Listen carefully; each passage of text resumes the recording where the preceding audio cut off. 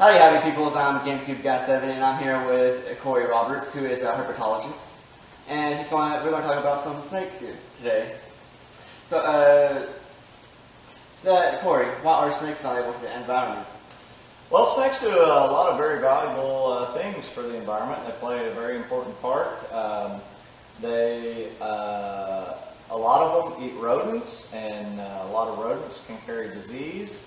And rodents pick up ticks that carry disease, and snakes, when they eat the rodents, they also consume a bunch of ticks and keep things balanced out. A lot of snakes are predators, and some are prey, or both, and they kind of fit in with connections with other living things. So they play a very vital, important role in the environment.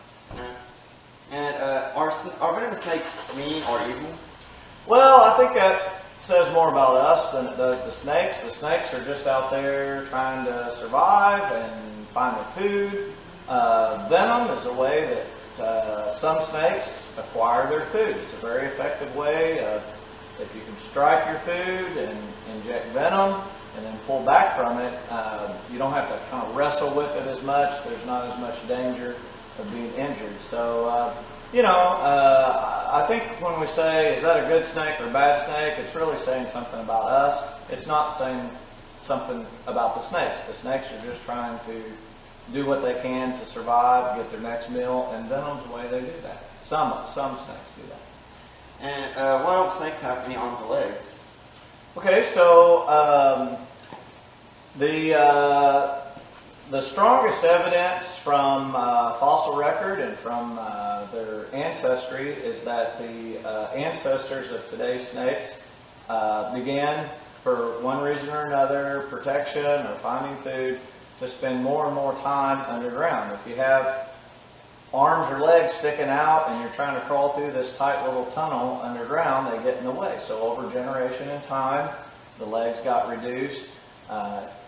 Any ear structure that was found in the ancestry has basically been disappeared, because you get dirt in your ears and whatever. That's a bad thing. They don't have eyelids to get dirt under their eyelids, but their eyes are protected with a clear scale so they can still see. So this long tubular body, and in the ancestry, reduction of limbs, loss of any hearing structure or openings, and then changes with the way the eyes are protected, all kind of hint at their ancestry, when their ancestors were, again, finding food and maybe protection from predators underground. How often does a snake go without eating? Okay, it kind of varies by species, but many snakes can go long periods of time without eating.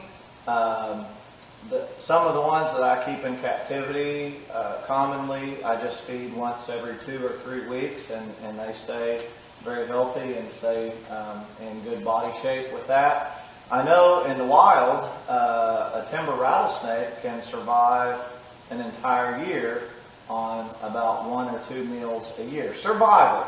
If they grow or they reproduce, they'll need more than that. But they can get by on very minimal food intake. They have a metabolism and energy processing that allows them to go long periods without eating.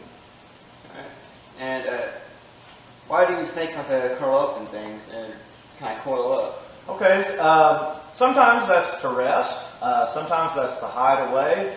Sometimes that's a foraging posture, we say. So they're maybe like a timber rattlesnake, for example, will coil up in the leaf litter, and they're an ambush, a sit-and-wait predator. They might sit for a long period of time in the same place, coiled, so that their camouflage works better, and they're less likely to be seen by the prey that they're after and by predators that might actually try to perhaps even eat them. And that coil helps their camouflage work, and then they can stay ready to strike when suitable prey comes by, like a squirrel or a chipmunk or some other small mammal usually. And what's the longest snake in Arkansas? The longest snake in Arkansas is probably in competition between 3 species. Western rat snake can get quite lengthy, even up to 6 feet long, or maybe even a little bit more. Eastern coach whip can also reach long lengths, even about that size, and even large-bodied Western diamondback rattlesnake, which are uncommon in Arkansas, can get to be quite lengthy, maybe even pushing that length as well. And how often do timber rattlers bite? Very rarely, if you're talking about bites in defense, which I presume. Now, if you're a squirrel or a chipmunk, they're very selective on when they strike and bite. They kind of weigh up the prey, and so of course they'll bite and kill their prey with venom. But as far as defensive bites go, they're very reluctant to bite. As a matter of fact, if you're walking through the woods and you walk right by a timber rattlesnake, even if perhaps you might even step on one and not even see it, most likely it's going to do nothing. It's going to stay completely still and hope that you didn't see it and walk on, because if it announces it's there by trying to bite or rattling, usually that ends very badly for the snake. So they use their camouflage and to be perfectly still as their best defense. So they're actually quite reluctant to bite, and even when they're, even when they're found in the wild, they have some reluctance to bite, and so they're not, they're not going to just lash out at everything, trying to bite everything in defense. They're pretty tame in some ways as far as their personality goes. And of all venomous snake bites, how many are dry bites? Of the studies that have been done for the species you might find in Arkansas that are venomous, kind of a rough estimate would be about 50% of defensive bites from venomous snakes that would occur in Arkansas would be thought to be dry bites. Now, this is based on a few studies with cottonmouth, with I think copperheads, and I think maybe timber rattlesnakes. But just because they have venom doesn't mean they always use it in defense. They may just bite and try to give a message, leave me alone, leave me alone. Their venom is to get their food, to get their next food. They would prefer not to use their venom if they could help it. Absolutely. The venom is to survive and get your food. They will sometimes use it if they get harassed and if they feel threatened enough. They will sometimes use it in defense, but they prefer, like all snakes, to be completely left alone and not bothered. And even if they do strike in defense, they don't always deliver venom. What's the difference between poisonous snakes and venomous snakes? Okay, the term poison and venom, simple way of looking at it is that if there's a toxin and you could get sick or could have an ill effect by consuming or drinking or eating or absorption through your skin, we call that a poison.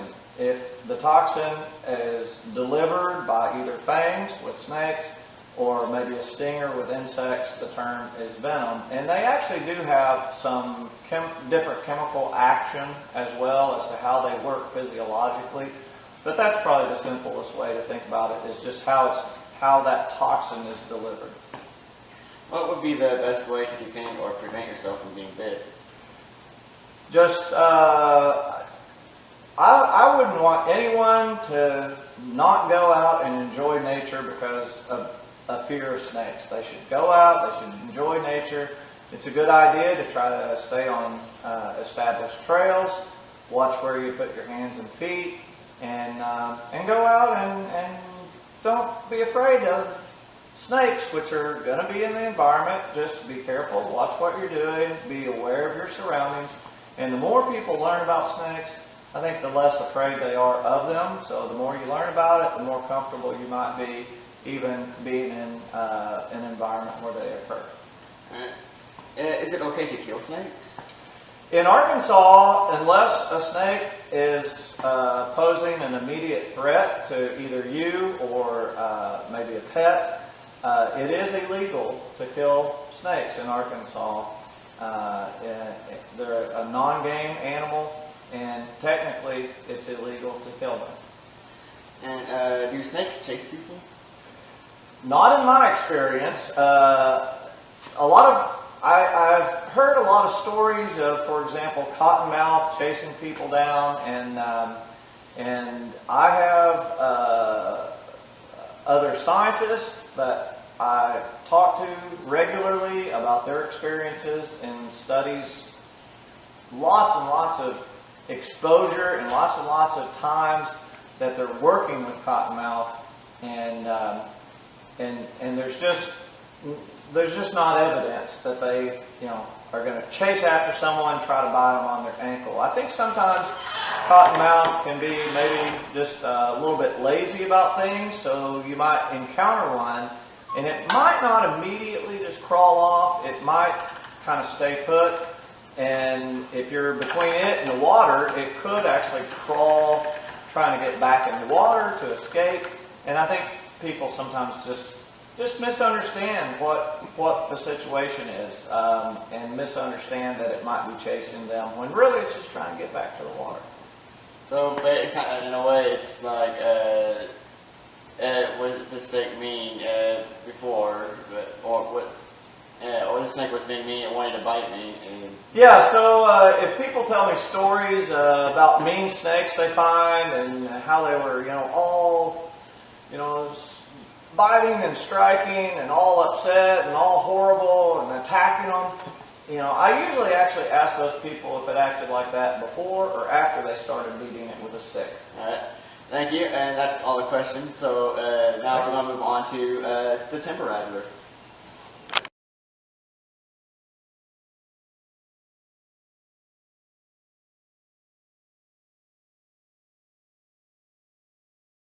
Alright, so this here is the timber rattler, and as you can see, it's tame. It's not really trying to harm. It's not trying to harm me. It's not trying to bite me or anything. It's very nice. It's calm. It's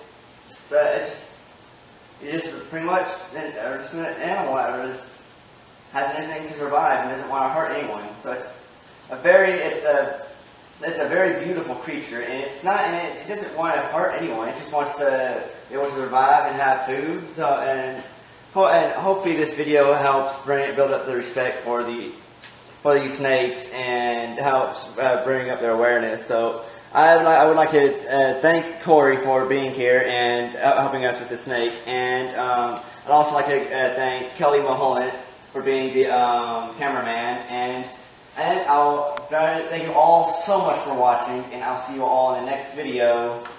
Remember, keep calm and dream on.